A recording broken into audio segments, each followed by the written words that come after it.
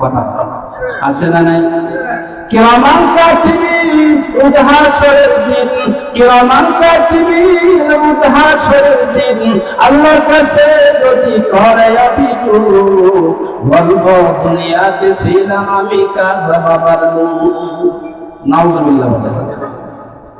তাহলে এই যে কথা বললাম, আল্লাহর ফেরেশতারা যদি বান্দার বিপক্ষে সাক্ষী দিয়ে আল্লাহর কাছে মামলার আসামি বানায় দিবে, ওই দিন সে বলবে যে আমি দুনিয়া থাকতেছিলাম কাজা বাবার লোক, লেংটা বাবার লোক, বদমাশার লোক, কুত্তাশার লোক। ওই দিন এই কথা বলে কি ছাড় পাবে নাকি?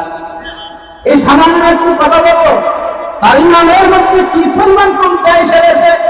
কিন্তু আল্লাহর বান্দা যদি বলতো কিরামান কাতিবিন হাসরের দিন, কিরামান কাতিবিন হাসরের দিন আল্লাহর কাছে যদি করে অভিযোগ, বলবো দুনিয়াতে ছিলাম আমি মুহাম্মাদের লোক। তাহলে কেমন হইতো? ফেরেশতারা যখন নাকি আমার বিরুদ্ধে মামলা দিয়ে দিলে, তখন আমি বলবো দুনিয়াতে নাকি আমি মুহাম্মাদের উপরে ছিলাম। আশা করা যায় নাম উচ্চারণ করার কারণে তার জিন্দেগি পরিবর্তন করে জিন্দেগির সমস্ত গুনাহ বাদ দিয়া মাফ করে আল্লাহ তাআলা জান্নাত দিতে পারে। কথা বলেন ঠিক কিনা?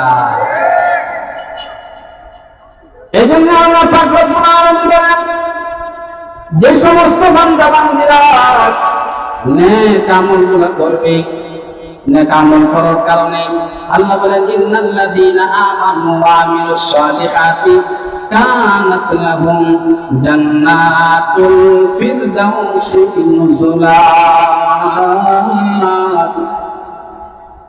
নেক আমল করার মধ্যে প্রথম নম্বরে নেক আমল ঈমান গ্রহণ করার পরে সর্বপ্রথম যা ফরজ হয়ে যায়, একজন মানুষ যদি বিধর্মী থাকে তাহলে ঈমান গ্রহণ করার পরে সর্বপ্রথম